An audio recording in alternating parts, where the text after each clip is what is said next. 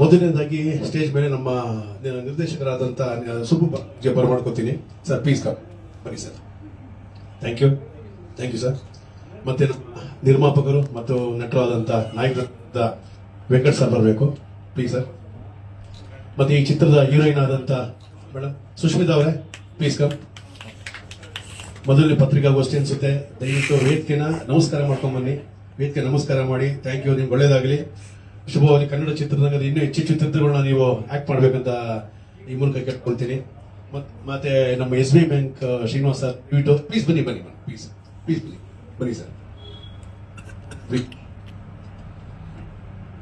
ಬನ್ನಿ.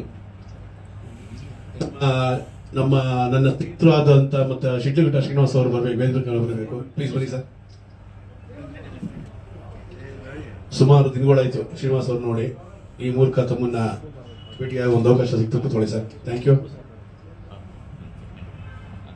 ಸ್ನೇಹಿತರೆ, ಮೊದಲನೇದಾಗಿ ಒಂದು ಚಿತ್ರ ಮಾಡಬೇಕು ಅಂತ ಅಂದ್ರೆ ಅದ್ರ ಹಿಂದೆ ತುಂಬಾ ಶ್ರಮ ವಹಿಸಬೇಕಾಗುತ್ತೆ. ಅದು ಒಂದಲ್ಲ, ಎರಡಲ್ಲ, ಮೂರಲ್ಲ, ನಾಲ್ಕಲ್ಲ, ಅದು ಎಷ್ಟು ಶ್ರಮ ವಹಿಸಲು ಸಾಲದು.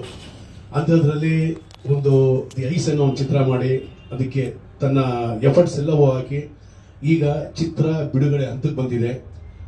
ಈ ಚಿತ್ರ ನಿಜಕ್ಕೂ ಒಂದು ನಮ್ಮ ಕನ್ನಡ ಪ್ರೇಕ್ಷಕರು ಒಳ್ಳೊಳ್ಳೆ ಸದಾರ್ಥ ಚಿತ್ರಗಳನ್ನ ಆರಾಧಿಸ್ತೀರಾ, ಪೂಜಿಸ್ತೀರಾ, ಎಲ್ಲವೂ ಮಾಡ್ತೀರಾ. ಸೊ ಅದೇ ರೀತಿ ಈ ಚಿತ್ರವನ್ನು ದಯಮಾಡಿ ಎಲ್ಲರೂ ಒಗ್ಗೂಡಿಸಿ ನಮ್ಮ ಪತ್ರಿಕಾಗೋಷ್ಠಿ ಮುಖಾಂತರ ಒಂದು ಗೆಲುವು ಸಾಧಿಸಿ ಈ ಚಿತ್ರ ಒಂದು ಯಶಸ್ಸಾಗಲಿ ಅಂತ ಈ ಸಂದರ್ಭದಲ್ಲಿ ನಾನು ಕೇಳ್ಕೊತೀನಿ. Thank you.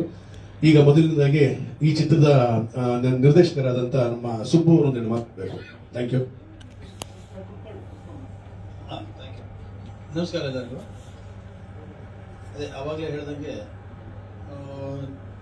ನಾನು ವಿಕೆಟ್ ಇಂಡಿಯಾವ್ರನ್ನ ಮೀಟ್ ಮಾಡಿದಾಗ ಅವ್ರಿಗೆ ಈ ಸಿನಿಮಾದಲ್ಲಿ ಆ್ಯಕ್ಟ್ ಮಾಡಬೇಕು ಅನ್ನೋ ಈ ಕುತೂಹಲ ಇತ್ತು. ಸೊ ಅದರಿಂದ ಅವ್ರ ಜೊತೆ ಮಾತಾಡಿಕೊಂಡು ನಾವು ಶಾರ್ಟ್ ಫಿಲ್ಮ್ಗಳು ಶುರು ಮಾಡಿದ್ವಿ.